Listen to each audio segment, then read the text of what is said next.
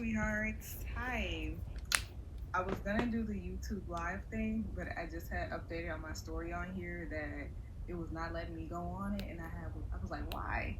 And it said that you have to reach 50 subscribers and able to do the YouTube live, which I didn't know. And I've been out of the YouTube loop for a very long time. Okay, I've been in the YouTube loop. I have not been in for a very long time. I'm at the second time. But I've been out of the YouTube loop for a very, very long time. And I didn't know they had set up some new rules and all that stuff like that. And I'm like, well, I have to get up to quota. So I'm about to just upload from here onto there. So that's what I'm gonna do. But hey, still doing a live anyway. Technically, it's gonna be on YouTube. So it's okay. I mean, technically. But hey, let's get started on it. Alright. I got a little thing right here on the side. I know y'all can't see it, but it's on the side of me to help me remember everything that I'm supposed to talk about with the sculpture. I have it on the side of me too. Alright, let me bring her up. Woo! Very large, ain't she? She's like what? 32 inches? Something long. I had measured this whole entire statue out. Oh my god. Let me put this down. Alright. Let me just set it really on my leg. Right there. Okay.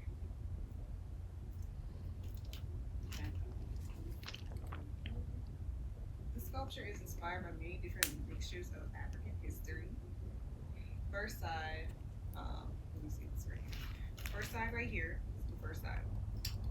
This side represents the more so ancestors ruling in ancient civilizations such as Kemet, Ethiopia, Kenya.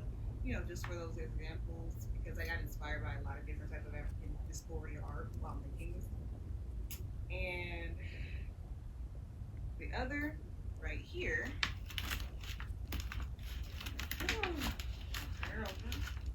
This one representing during slavery. And lastly, this one right here representing the youth of today. The heads are combined together to represent unity, how we are not apart from each other or far away as we think in relation to the past, the present, and the past to the present. The underneath painted areas are painted like children's paintings. These underneath areas that you see.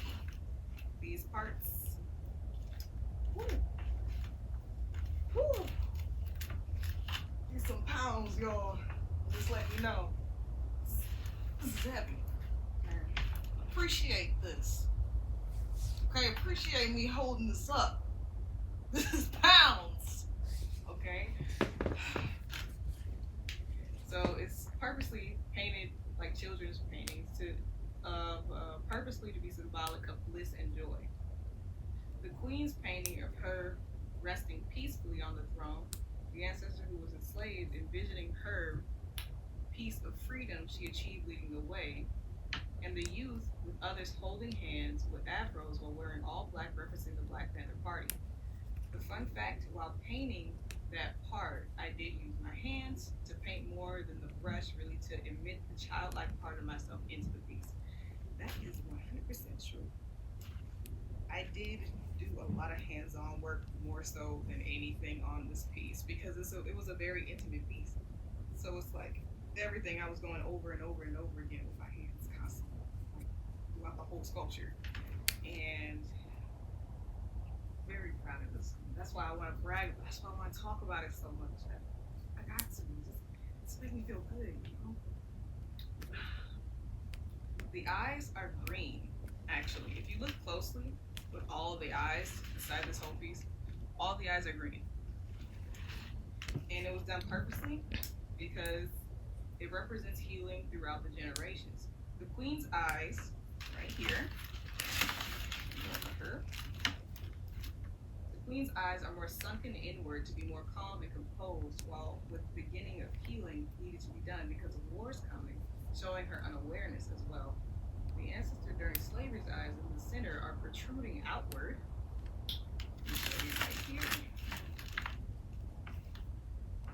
Are protruding outward a little bit to represent the alarm, the need for healing, and the seeking to be healed. The youth's eyes, right,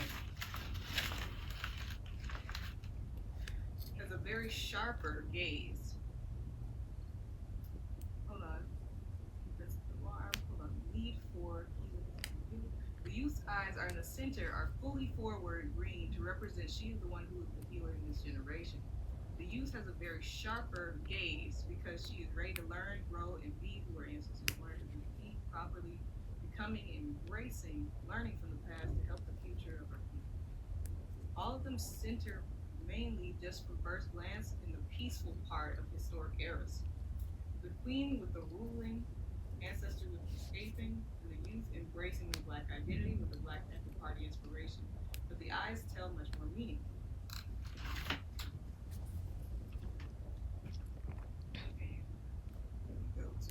I think I am on the viewpoint. Yep, we're going on her.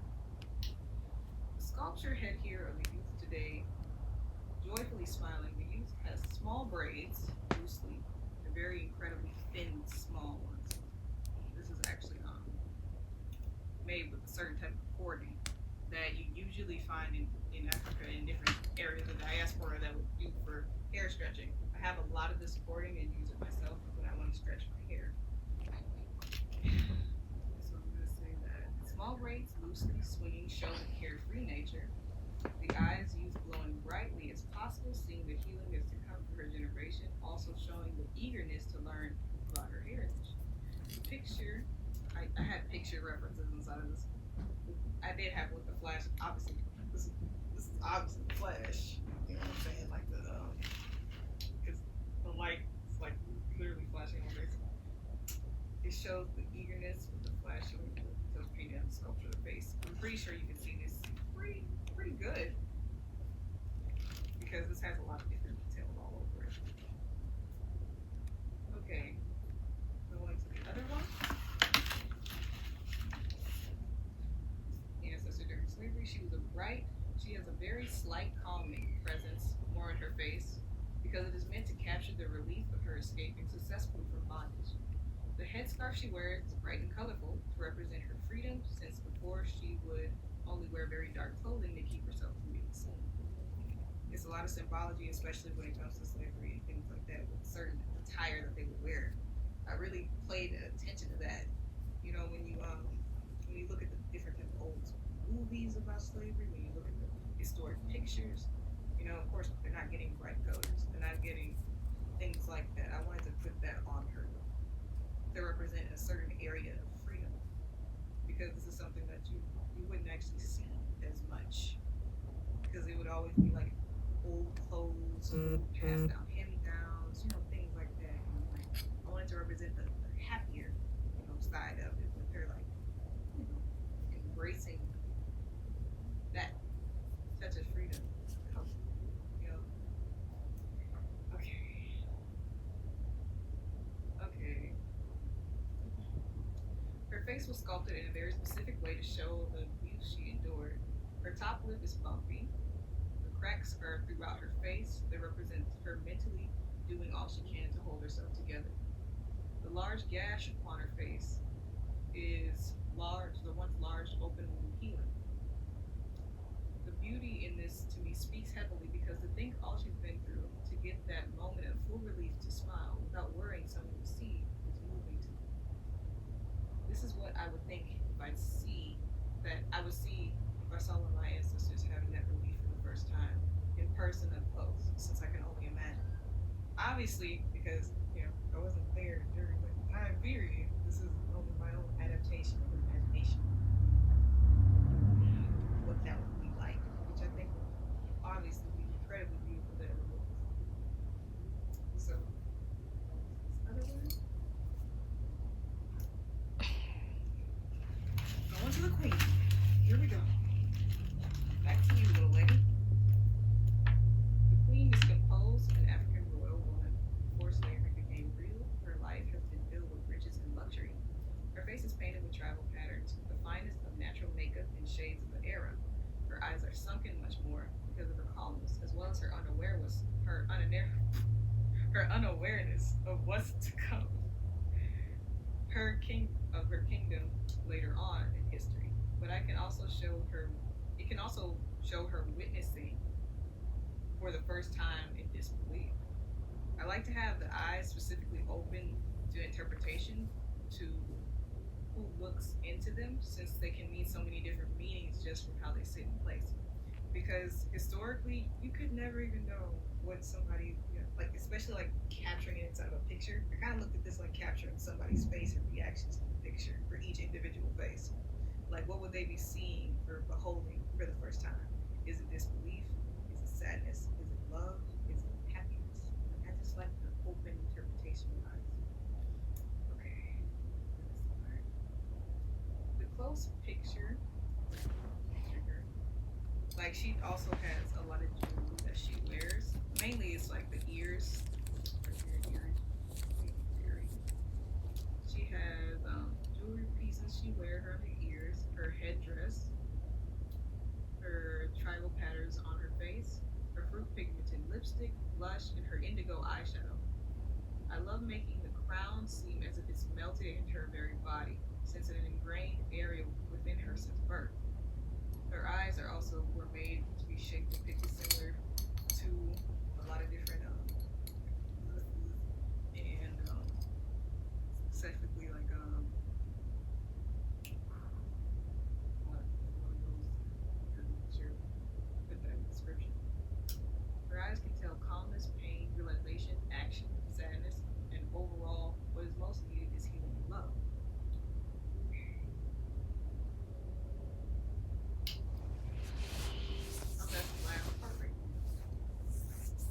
I actually named this sculpture "A Dynasty Has Risen."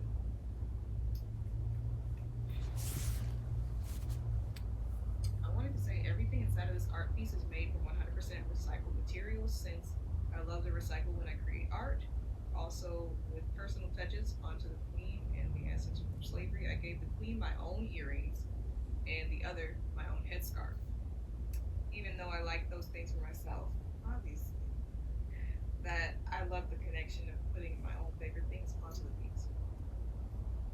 That was just a rundown, but now I can really just personalize and really talk directly to the camera. I wanted to make sure I didn't forget stuff. Did that only in the beginning, so I don't forget stuff. But it does give you food for thought. So I'll close that.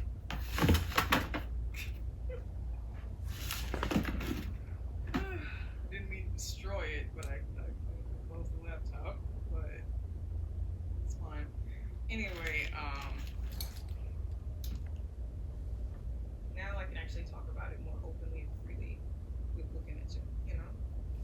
So as you can see, this is held together very intricately, like very detailed. It has so many different strings of ropes and stuff tied along to the neck all the way down.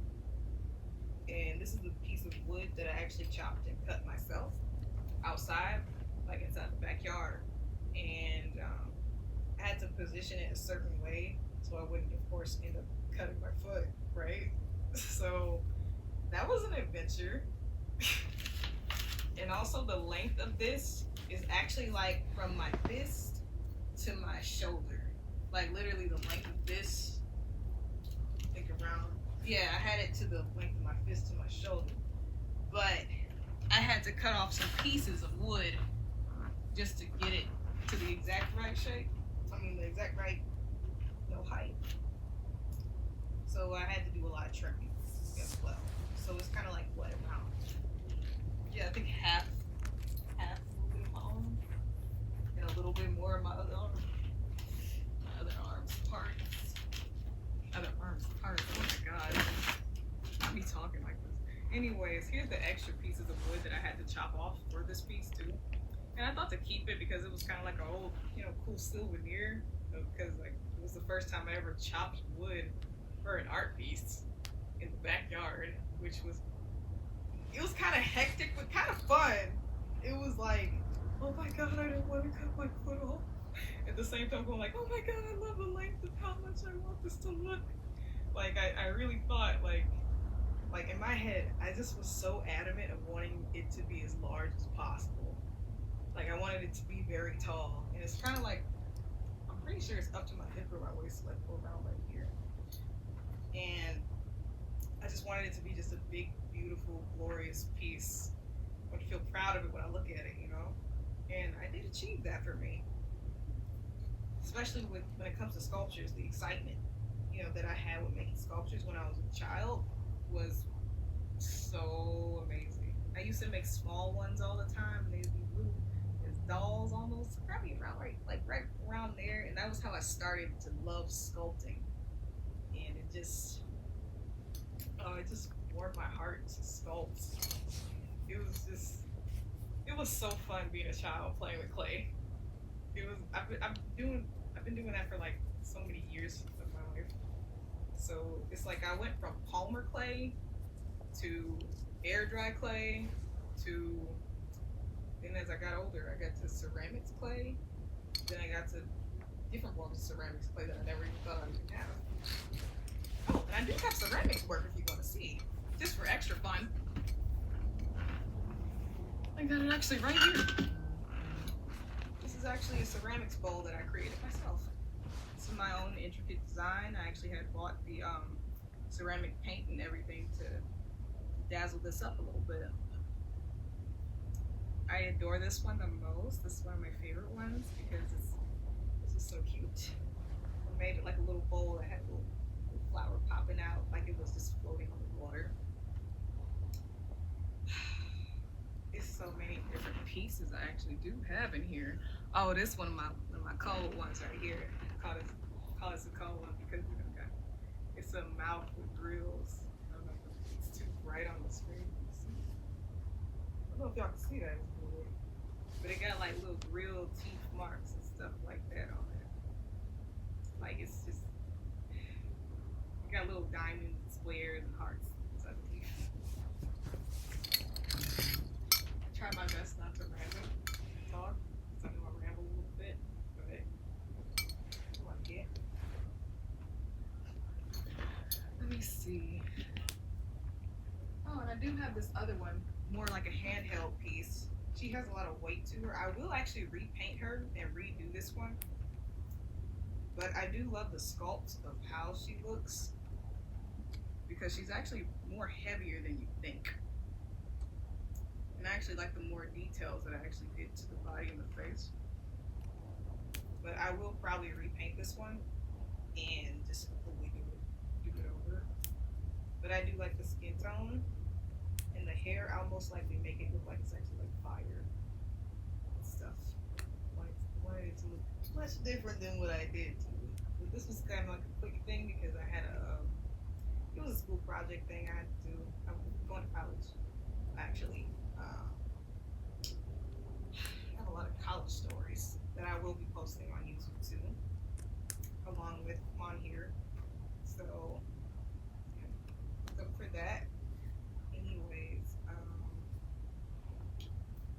That's really all it is to it about the sculpture, really. Because I did it as quickly and as accurately as I could so I wouldn't ramble too much and forget what I was saying. Because, you know, it happens sometimes. Maybe I should ramble a little bit so I can have more time to talk. It's been a long time. Anyway, still, I will actually say with another thing about this sculpture is that besides just this part, the wood part I had to cut, this is actually some recycled metal that I had from it was an old stand that I used for crafting tools and stuff to hang, to put up. And so I just took the metal bars from that and the little hinges, the little plastic hinges that it used to have. I just put them all together to make a little diamond shape. Then I had got some different types of craft material paper that I had. I think it was mixed media paper specifically. Some scraps of mixed media paper. And this was from an old, the actual black part. This right here, it was actually from from an old chef, not a chef bib, but the chef thing. What is that thing called? Apron. There it is. It was from an old chef apron. It was an old black apron. And it was actually the perfect thing to help me tie this together to make sure it can balance its weight as well as keep everything stabilized. Because this certain type of sculpting clay, this one is ceramic clay. This is not the one that you fire. This is not the one that you put inside the fire to actually toast and bake and all that. Like the bowl that I showed you, that one was fired. This definitely not. This is a different type of sculpting clay where it actually air dries, and it's a different type of ceramic clay, and it reacts with water. So I did actually have to waterproof this too, just so it wouldn't collapse on itself constantly or break, because this type of clay was very prone to breaking on its own when it dries too, which also was very hectic while I was creating it. So I had to work fast, and I had to and I used a lot of this stuff called Hulk. That's what you Hulk. And you know the stuff that you line like the tub with, or the lining the tub or the sink.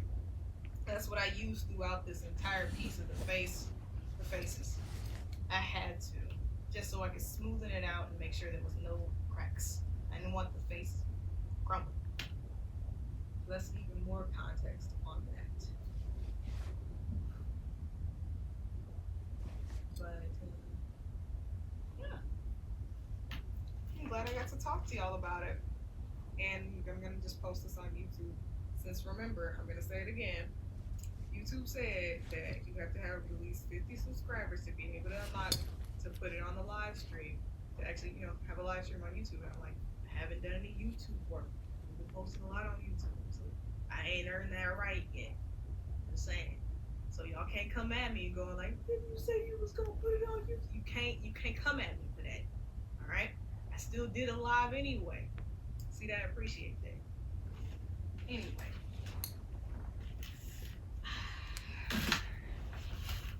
What was that? Alright. Oh. Look at y'all.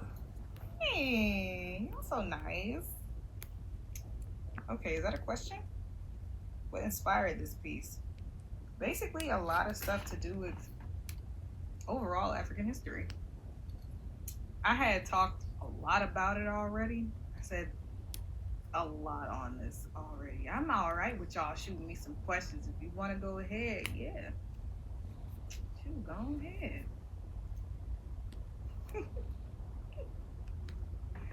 Okay, I'm gonna put y'all down, and if y'all about to ask me some questions, I mean, it's okay. I did talk about it really fast. I really did. So you're gonna see anyways when I post this. I was just about to end it, and then y'all started asking me questions. That's different. Y'all silly for that. Y'all. Why y'all do that? Anyway, that was pretty much it. I really broke down on everything. So,